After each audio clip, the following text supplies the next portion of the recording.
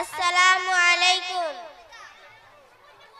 আমার নাম আলমিনা ইয়াসমিন বিশ্বাস। আমি তামিম ন্যাশনাল স্কুলের ক্লাস 4 এর একজন ছাত্রী। আমি একটি হাদিস বলতে চাই।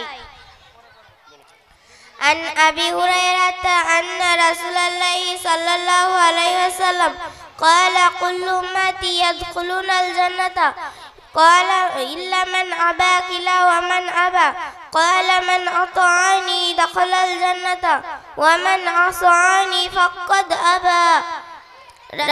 আবু হুরায়রা রাদিয়াল্লাহু আনহু বলেন, রাসূল সাল্লাল্লাহু আলাইহি ওয়াসাল্লাম বলেছেন, আমার সকল উম্মত জান্নাতে প্রবেশ করবে, কেবল ওই ব্যক্তি ব্যতীত যে অস্বীকারী। জিজ্ঞেস করা হলো, কে অস্বীকারী?